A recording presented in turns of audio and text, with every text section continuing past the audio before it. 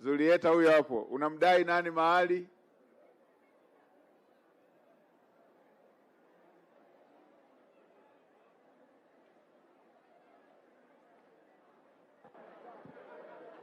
Unamdai nani mahali?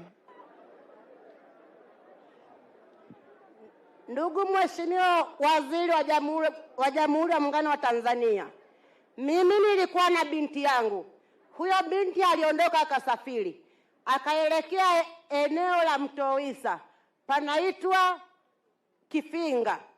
Baada ya kufika pale, mimi mwenyewe kule Kifinga nilikuwa sijawahi kufika, isipokuwa mimi nakaa kijiji cha Sibwesa Nkungwi. Basi baada ya hapo nilipata taarifa kwamba yule binti mume wake amemuua na akakimbia. Baada ya hapo mimi nilikuwa mjamzito. Niliondoka na mimba yangu, nikawa nimeenda mpaka kule. Baada ya kufika eneo lile, nikakuta yule binti tayari wameshamzika. Nikaanza kufuatilia, nikaenda polisi Mtowisa. Baada ya kufika Mtowisa, polisi wakasema hilo swala kweli tumelishuhudia, tumelisimamia vizuri. Baada ya hapo, wewe unatakiwa uende mahakamani. Nikawa nimeenda mahakama ya mwanzo. Baada ya kufika mahakama ya mwanzo, wakaitwa wale wahalifu. Yule mhalifu ambaye alimuua binti yangu alikuwa tayari ameshakimbia. Akaitwa mama yake mzazi. Baada ya kuitwa mama yake mzazi, akaambiwa, "Huyu mama unamfahamu?" Akasema, "Ndio, simfahamu. Isipokuwa tu nimepata taarifa yake kwamba huyu mama ndio mwenye yule mtoto ambaye alimuua mwanangu." Ikabidi hakimu akaongea neno, akamwambia huyu mama, kwa sababu mtoto wako tayari amekimbia na alikuwa hajulikani kwao, yatakiwa umlipe nini? Mahari. Tukakubaliana yatakiwa nilipe 4,500,000. Akasema ndio, nitalipa. Nikaanza kufuatilia. Mimi nilikuwa nakaa Nkungwi. Sasa mimi nilikuwa ni mjamzito.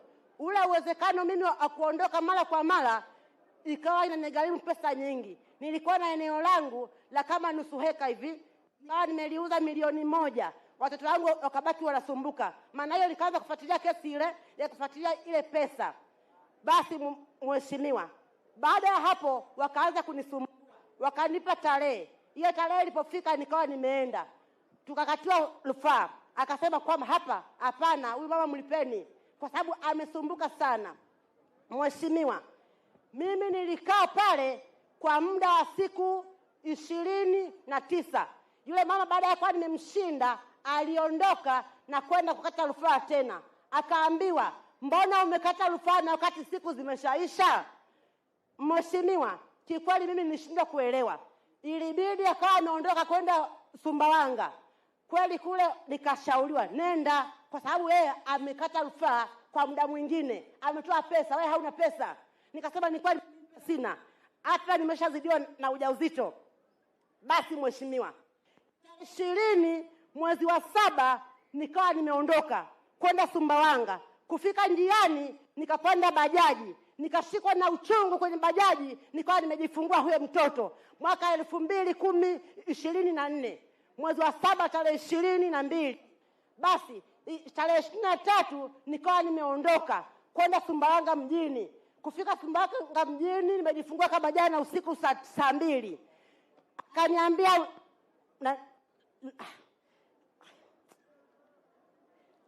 Akaniambia hakimu, "Wewe mama, mbona umekuja umejifungua jana?" Nikamwambia ni kesi imesomwa leo, inatakiwa nje nisikilize, lakini sasa sina nguvu ya kwenda kusimama hapa.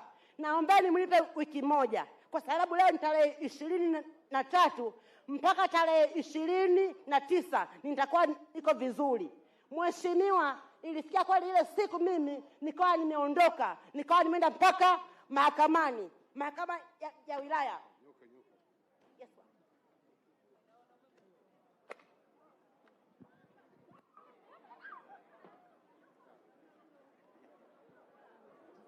Yes, nyoka.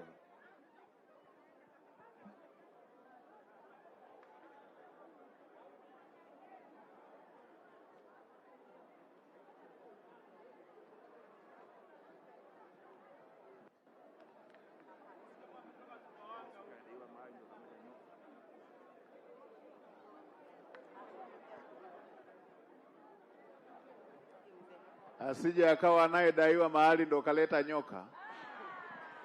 Mheshimiwa, baada ya hapo mimi kwa nimekosa pesa ya nauli.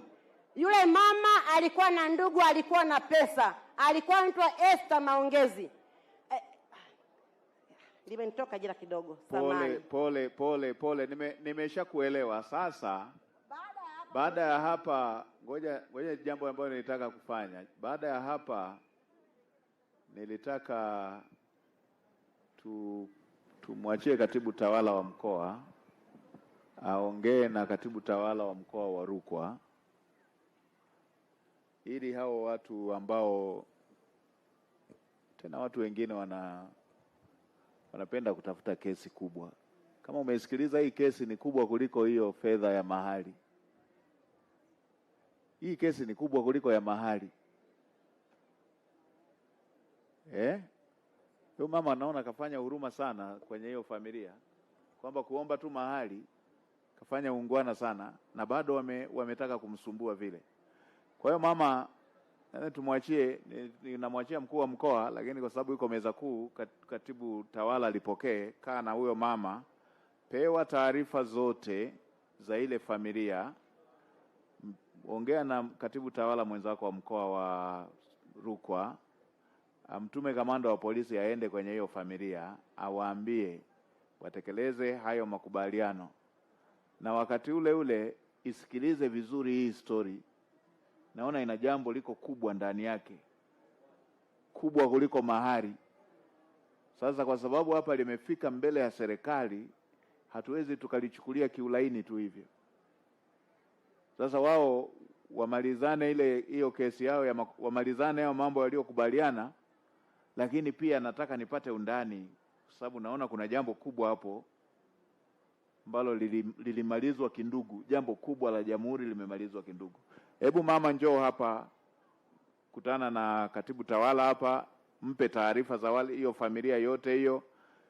Atasimamia jambo lako, lakini tutasimamia na jambo lingine ambalo ni la kitaifa. Tuna jambo la nchi hapa. Sasa kama watu wanakubali mambo mengine bwana, sasa na hiyo na yenyewe wanapotezea.